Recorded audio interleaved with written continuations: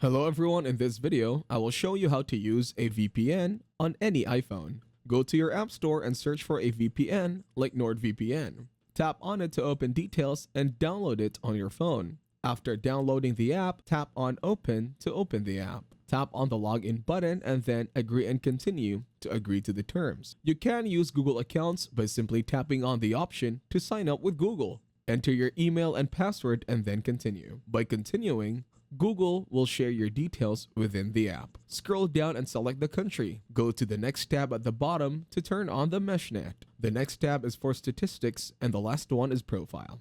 Tap on Get Subscription and then Start Subscription. Select a plan for your subscription, either 1 year or 1 month.